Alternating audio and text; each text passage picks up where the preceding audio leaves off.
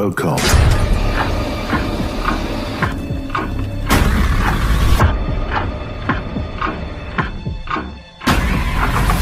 Assalamualaikum guys, apa kabar?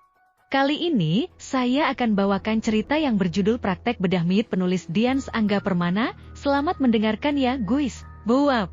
Winda pingsan. Seru Delia. Apu. Delia dan Fauzi menghampiri Winda yang tergeletak di lantai dan mengecek kondisinya. Aku lihat Winda siuman tapi tubuhnya lemas dan tidak mau bicara walau dipanggil-panggil namanya.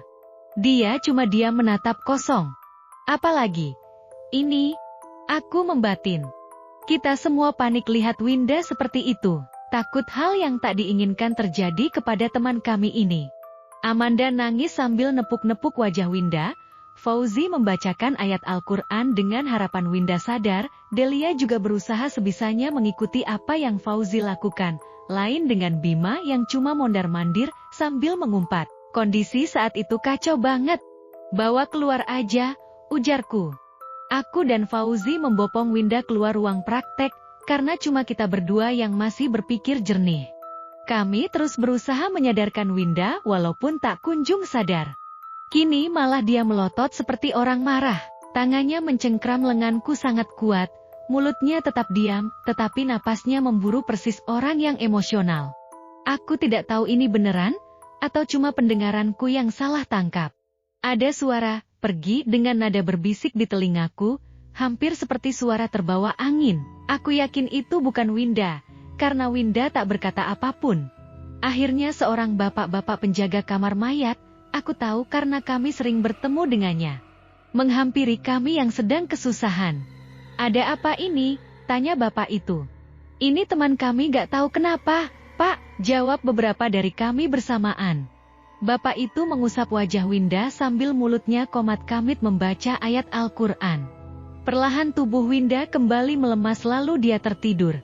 Udah gak apa-apa, sekarang panggil perawat aja biar ditangani. Winda dibawa ke ruang pemeriksaan oleh 2 orang perawat. Kini yang tersisa tinggal kami berlima. Aku, Fauzi, Delia, Bima dan Amanda. Kita berkumpul di depan kamar mayat dengan perasaan campur aduk. Tak ada senyum di wajah kami, hanya berdiri diam, tanpa ekspresi. Ayo kita lanjutkan, ucapku. Kalian gak mau kan apa yang kita alami menjadi sia-sia? Aku coba memberi semangat, walau tak sehebat motivator yang ada di televisi. Kita istirahat dulu deh, pinta Delia sambil duduk di lantai, tubuhnya ia sandarkan ke dinding. Iya, aku capek banget. Amanda mengikuti apa yang Delia lakukan, begitupun dengan Bima. Dengan begitu, aku tak punya alasan untuk tidak mengikutinya. Kalau gitu, aku pergi sebentar beli air minum, kata Fauzi sambil meraba saku, mencari kunci motor sepertinya. Tentu saja, kami menyetujui inisiatifnya. Tidak sampai 20 menit, Fauzi kembali dengan membawa kantong kresek berlogo sebuah minimarket. Kami semua meminum minuman yang dibawa Fauzi, aku memilih minuman berenergi yang berlogo Banteng. Efek air dingin yang mengalir di tenggorokan membuat perasaanku lebih tenang. Selesai istirahat dan menguatkan tekad masing-masing, kami kembali masuk ke ruang praktek. Anehnya, atau aku lebih suka menyebutnya ajaib gak masuk logika, atau apalah itu, ini benar-benar di luar kendali kita. Bagaimana bisa mayat itu hilang? Mayat kadaver itu sekarang hilang, tidak ada di atas ranjangnya. Mungkin kalau tidak mengalaminya tidak akan percaya, tapi itulah yang terjadi. Mayatnya kemana? Pertanyaan yang timbul dalam kepala kami semua. Kita cari di bawah takutnya jatuh, tapi nggak ada. Di seluruh ruangan ini, nggak ada mayat sama sekali. Apa dia masuk ke dalam lemari pendingin? Gimana caranya? Atau main petak umpet dengan kami? Ini benar-benar nggak masuk akal.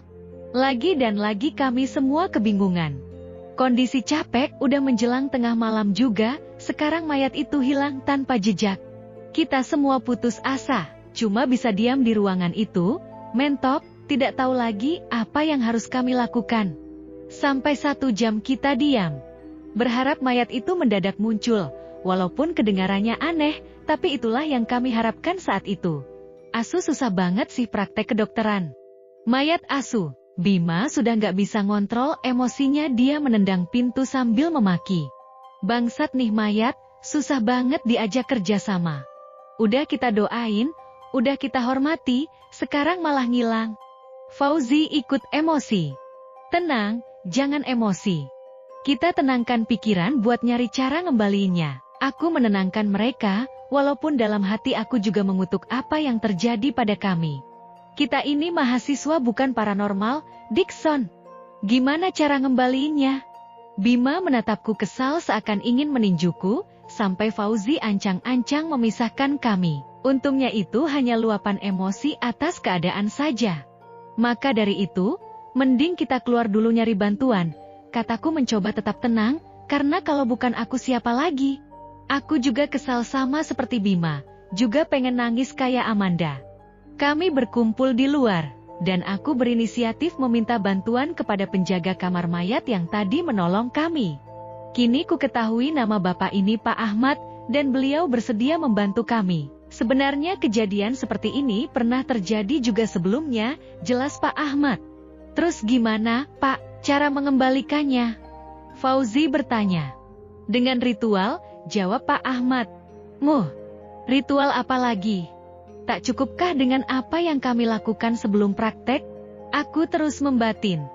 Ritual apa? Fauzi kembali bertanya. Ritual khusus, kalian juga nanti tahu. Kalau gitu silahkan, Pak, biar kami bisa lanjut praktek, pungkas Fauzi. Tunggu sebentar, kalau gak salah ingat, alat ritualnya masih ada di kantor saya, kata Pak Ahmad seraya pergi ke kantornya. Yang dimaksud kantor itu, sebuah ruangan kecil di depan kamar mayat. Di sanalah Pak Ahmad biasa berjaga. Sekembalinya dari kantor, Pak Ahmad membawa sebuah buntelan berwarna putih entah apa isinya dan kresek hitam. Untungnya masih ada sisa ritual dulu, jadi nggak perlu susah-susah nyari bahannya, ucap Pak Ahmad, meletakkan buntelan itu di depan kamar mayat. Makasih, Pak. Udah ngerepotin. Aku mengikuti Pak Ahmad berjongkok di depan buntelan itu. Gak apa-apa.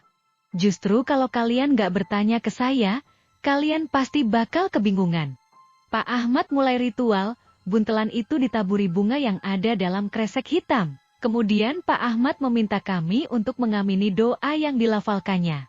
Sekarang kalian masuk, tapi sebelum masuk kalian panggil mayat itu. Gak usah pakai mulut, dalam hati aja, kata Pak Ahmad. Seperti yang diperintahkan Pak Ahmad, kami masuk sambil memanggil mayat kadaver itu dalam hati. Dan sesuai dugaanku mayat itu sudah ada di tempat semula tanpa kurang apapun.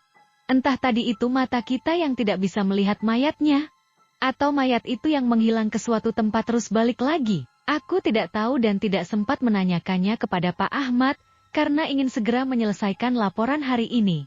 Hampir tengah malam kita masih berkutat dengan mayat. Mau bagaimana lagi kita ngejar laporan, ditambah banyak jeda karena gangguan, sehingga prakteknya agak lama dari biasanya. Baru 1 menit, mungkin. Kami kembali praktek, kita dibuat berdiri mematung, karena sepersekian detik kita semua melihat. Mayat itu membuka mata, tiba di kosan, aku langsung membersihkan diri dari peluh yang menempel sisa kepanikan malam ini. Baru setelah itu berganti pakaian dan pergi ke tempat tidur. Saat kulirik, jam sudah menunjukkan angka 2 dini hari.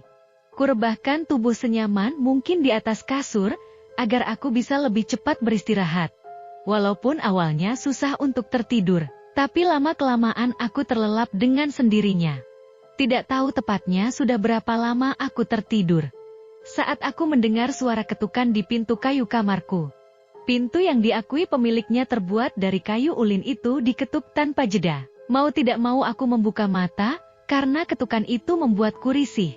Untuk beberapa saat aku duduk, tetapi ketukan yang terus-menerus memaksaku untuk segera membuka pintu. Dengan berat hati aku beranjak dari tempat tidur menghampiri pintu kamar. Ku buka kuncinya, lalu perlahan ku tarik pegangannya. Nampak seorang bapak-bapak memakai kaos, celana panjang hitam, rambutnya beruban dengan wajah pucat ketakutan. Sedang berdiri depan pintu kamarku. Bapak siapa? Ada perlu apa? Tanyaku, karena aku tidak pernah bertemu bahkan melihat bapak itu sebelumnya. Tolong saya, ucap bapak itu menatapku tanpa ekspresi. Tolong apa? Memangnya Bapak kenapa? Jujur aku tidak ingat siapa Bapak ini dan kenapa minta tolong padaku. Tolong saya. Saya harus nolongin gimana? Aku semakin heran juga bingung. Karena Bapak ini mengucap hal yang sama terus-menerus. Tolong saya. Saya cuma mahasiswa. Pak, apa yang bisa saya tolongin? Kataku, menjelaskan kapasitasku. Karena aku melihat Bapak ini seperti dalam masalah besar. Bapak itu diam. Tak lama dia berkata seperti itu lagi. Tolong saya. Kali ini dia berteriak menyeringai dengan suara yang berbeda, suaranya berubah berat dan membesar. Bersamaan dengan itu pupil matanya ke atas hingga tersisa putihnya saja. Wajahnya semakin pucat seperti mayat dengan mulut menganga sangat lebar. Huah, aku terperanjat bangun. Mimpi buruk. Beberapa kali aku beristighfar sambil mengatur napas yang memburu dengan jantung yang berdetak cukup cepat. Kurai gelas dan menuangkan air dari dispenser lalu meneguknya tak tersisa. Perlahan perasaanku mulai tenang. Jam 5 pagi lewat 8 menit tertera di layar handphone. Segera aku menunaikan salat subuh, setelahnya aku duduk memainkan handphone tidak berani lagi untuk tidur. Pagi menyingsing tak ada rasa ngantuk yang menerpa, jangankan untuk tidur. Merem saja rasanya was-was sekali. Aku membuka pintu kamar untuk menghirup udara pagi, beberapa penghuni kos sedang bersiap untuk memulai aktivitasnya, sebagian lagi terlihat sepi mungkin masih tidur. Entahlah, aku duduk di dekat pintu sambil sesekali meminum susu dari gelas yang aku genggam. Rasanya memang cuma ini yang bisa masuk ke perutku pagi ini. Rasa mual juga bebawan seolah menempel di hidung setelah praktek tadi malam. Akan terlihat aneh ketika melihat butiran nasi, setelah mengobrak-abrik isi perut mayat manusia malam tadi. Darianeta. Handphoneku bergetar, nama Fauzi muncul di layarnya. Ada apa, sih? Delia nangis di telepon, samperin, Dik. Nanti aku nyusul, katanya, dengan suara parau seperti baru bangun tidur. Tanpa banyak bertanya aku langsung memakai jaket dan bergegas menyalakan sepeda motorku menuju kosan Delia. Sampai di sana, kulihat pintu kamarnya terbuka. Motor, kustandarkan dan segera masuk ke dalam. Delia sedang duduk menangis di atas kasurnya sambil memegangi handphone. Ada apa, Del? Dia tak menjawab, hanya menunjuk ke arah kamar mandi. Aku berjalan ke arah kamar mandi. Ruang kecil yang berukuran 2 kali 2 meter persegi itu aku buka perlahan pintunya. Seketika aroma tak sedap berhembus masuk ke hidung, ada semacam bau amis yang menyengat di dalam kamar mandi. Sampai aku ingin muntah. Rupanya bau amis itu berasal dari baju yang tergantung di dalam kamar mandi. Aku kenal baju itu yang semalam dipakai Delia. Kini hampir seluruhnya terbalut darah segar, bahkan masih menetes ke lantai. Ini darah apa, Del? Tanyaku saat aku kembali ke hadapan Delia. Delia menggeleng. Waktu aku ke kamar mandi sudah seperti itu, bebernya. Tak berapa lama Fauzi datang. Ada apa? Tanyanya. Lihat kamar mandi, ujarku. Fauzi langsung berjalan ke kamar mandi, tidak berapa lama terdengar ungkapan kaget darinya. Jangan bilang ini. Mungkin. Aku menyauti tanpa Fauzi meneruskan pertanyaannya. Kita bertiga duduk terdiam di kamar itu. Seolah tertanda bintang nu oleh rasa takut, yang terus saja menggerogoti nyali dari kita masing-masing. Kejadian yang menimpa Delia membungkam kami semua bahwa teror ini sungguh nyata. Membicarakan soal praktek, mungkin saat ini bukan hal yang tepat. Mengingat Delia yang masih syok, apalagi menceritakan mimpi burukku semalam, yang membuat aku sendiri parno untuk kembali tidur. Harus kita apakan baju itu? Tanyaku akhirnya, tak ingin keheningan ini semakin lama melanda. Buang sejauh mungkin, jawab Delia. Raut syok mulai menghilang dari wajahnya. Aku bersama Fauzi kembali masuk ke dalam kamar mandi, menyiram baju itu terlebih dahulu sebelum dimasukkan ke dalam kantong kresek. Aku dan Fauzi membawa kresek itu ke belakang kos, yang dimana terdapat lahan kosong di sana, kemudian melemparnya sejauh mungkin. Gak nemuin hal aneh hari ini? Tanyaku. Aku tujukan kepada Fauzi yang berada di sampingku. Entah, aku gak merasakan apapun sampai pagi ini. Fauzi menjawab dengan santai. Gimana denganmu? Dia bertanya balik. Mimpi buruk. Aku nggak mau mengingatnya. Aku menggeleng pelan. Fauzi memasang wajah simpati lalu menepuk bahuku isyarat agar kita segera pergi dari belakang kosan Delia. Sekembalinya dari belakang, Delia sudah berada di atas motornya dengan pakaian rapi. Mau kemana, Del? Tanyaku sambil berjalan menghampirinya. Sementara aku mau tinggal di kosan teman, jawab Delia sambil memasang helm di kepalanya. Ya, itu lebih baik, kata Fauzi, mendukung apa yang dilakukan Delia. Ya udah, aku duluan.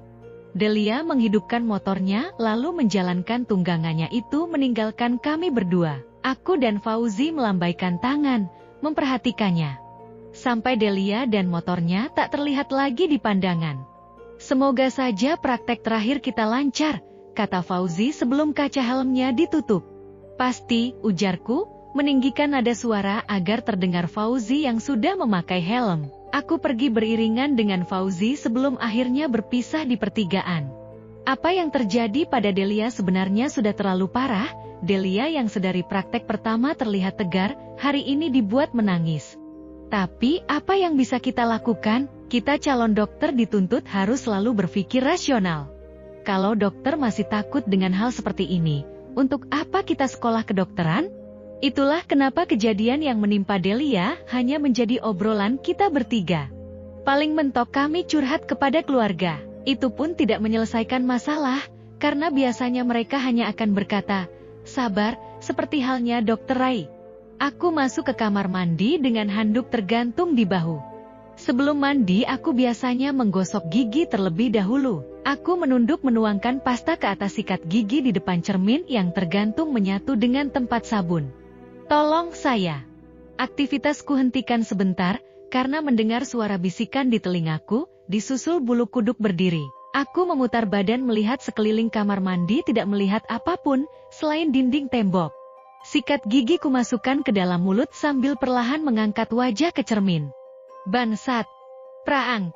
Refleks aku memukul cermin di depanku, karena di cermin itu aku melihat mayat kadaver berdiri di belakangku. Motor kupacu melewati luasnya kebun teh di sisi kiri kanan jalan. Sesekali aku melewati paman-paman yang melambaikan tangan menawarkan villa. Sepanjang jalan udara sejuk menyertaiku, namun tak lama tetesan air jatuh satu demi satu. Lama-kelamaan tetesannya perlahan membasahi jaket sweaterku. Demi apapun aku benci hujan, kedatangannya selalu tak terduga. Aku tidak begitu mengerti dengan sirkulasi musim yang terjadi di tahun-tahun belakangan. Seharusnya sekarang musim panas, tetapi hujan turun begitu saja, memaksaku menepi di pom bensin. Sembari meminum sebotol teh kemasan yang baru saja kubeli dari minimarket, kuputuskan untuk mengisi bahan bakar, memberikan makanan pada kendaraanku agar ia tak mogok jalan. Kemudian, pergi meninggalkan tempat itu saat hujan telah hilang, meninggalkan orang-orang yang juga tengah berteduh, memikirkan betapa menyenangkannya menjadi mereka, tak perlu berurusan dengan mayat, tak perlu merasa was-was atau takut saat sendirian. Hari ini aku dalam perjalanan pulang ke rumah orang tuaku, karena jadwal kosong, juga ingin menanyakan beberapa hal secara langsung. Setelah masuk ke jalan lebih kecil dan melewati beberapa pertigaan, akhirnya aku sampai di depan rumah tempatku dibesarkan. Aku disambut peluk hangat ibu dan senyum bangga seorang ayah. Tumben pulang jam segini, Mas. Ada hal penting, tanya ibu sambil berjalan beriringan menuju ruang keluarga. Aku memang sengaja pulang ke rumah sore hari, biar nanti malam gak tidur di kosan. Enggak. Ada sih sedikit, kataku seraya duduk di sofa. Jangan bilang kamu merokok, Mas. Mamah gak suka, ujar ibu dengan nada tinggi. Nah, dengerin tuh mamah kamu. Bapak ikut menimpali, dan mengikutiku menjatuhkan diri di sofa. Enggak, ini soal praktek. Aku menghembuskan napas panjang sambil bersandar ke senderan sofa. Kenapa dengan praktek kamu? Tanya bapak dengan wajah penuh selidik. Praktek sih baik-baik aja. Aku mengulum bibir, mendadak ragu untuk menceritakan soal ini pada orang tuaku. Terus apa? Butuh biaya lagi. Akhirnya ibu ikut berkumpul di sofa. Bukan. Aku menjeda perkataanku. Aku digangguin mayat kadaver, Mah, terangku. Bapak yang tadinya wajah serius mendadak tertawa. Dulu bapak lebih parah, Mas, kata beliau. Benar, bapakku seorang dokter forensik. Beliau bekerja di salah satu rumah sakit milik instansi pemerintah. Mendengar perkataanku, beliau langsung menceritakan pengalamannya waktu praktek dulu yang entah sudah keberapa puluh kalinya diceritakan.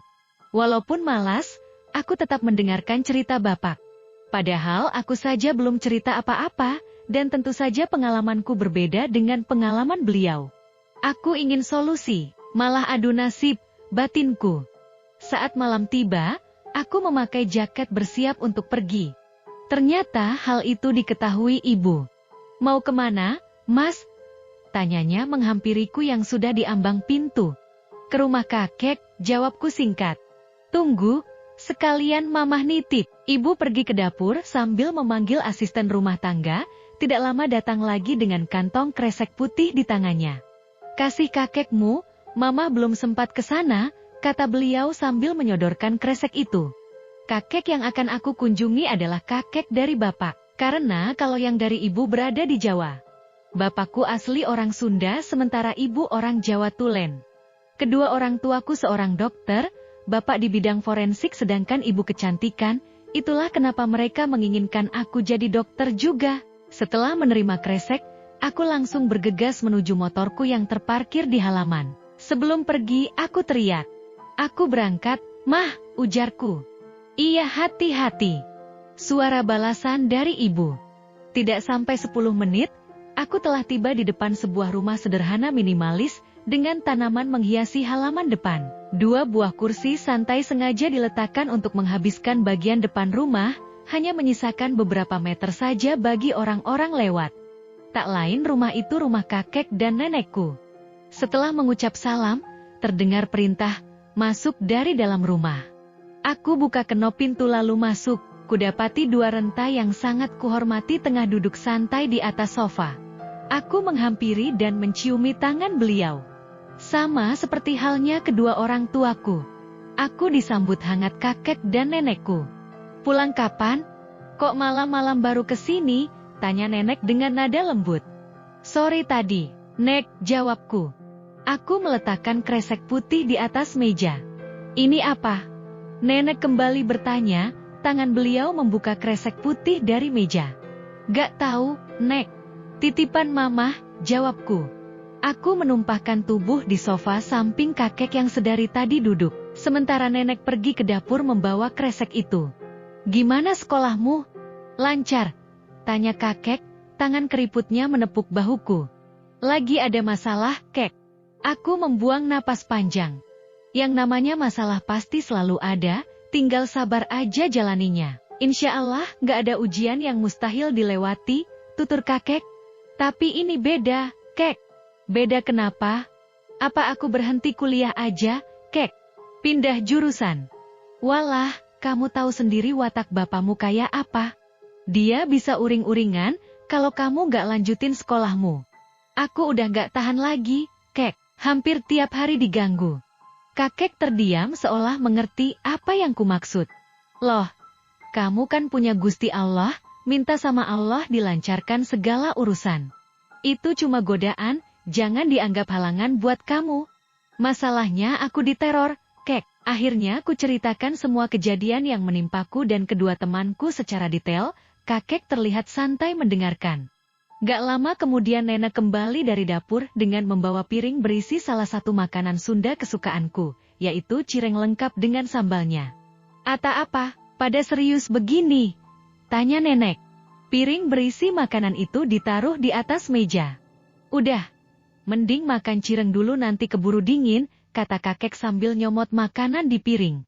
Mau tak mau aku mengikuti kakek, padahal aku ingin mendengar solusi darinya. Nenek yang tidak tahu ceritaku hanya mengerutkan kening. Untuk waktu 2 menit, tidak ada pembicaraan. Hanya beberapa perkataanku yang mengagumi rasa cireng buatan nenek. Sedang enaknya menikmati makanan, tiba-tiba cireng dalam mulutku mendadak bau busuk, benar-benar bau, seolah aku makan bangkai. Otomatis aku langsung berlari ke kamar mandi, dan memuntahkan semuanya, lalu berkumur beberapa kali dengan air. Merasa bau telah hilang, aku kembali ke ruang tengah di mana kakek dan nenekku berada. "Kamu teh kenapa, Araraneh?" ucap nenek keheranan dengan tingkahku. "Lihah kegigit, Nek," jawabku seolah susah bicara karena gak mungkin aku menceritakan soal yang tadi. Sementara kakek tak bertanya apapun. Walaupun setelah kejadian menimpaku barusan, mendadak kakek buru-buru menghabiskan makanan di tangannya lalu beliau minum dan pergi ke kamar. Datang-datang, tangannya membawa buku, pulpen dan kacamata. Kakek memakai kacamatanya kemudian tangan kanannya yang memegang pulpen menari di atas kertas kosong menulis huruf Arab. "Ini teh ada apaan, Dikson?" Nenek menatapku keheranan. "Gak tahu, Nek. Aku juga gak tahu apa yang dilakukan kakek." Sementara itu kakek gak bicara apa-apa, fokus menulis.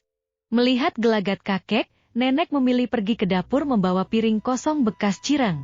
Mungkin mau bikin lagi. Sekitar 10 menit kakek berkonsentrasi menulis huruf Arab itu di buku kosong. Kini tulisan itu beliau sodorkan padaku, yang langsung aku terima.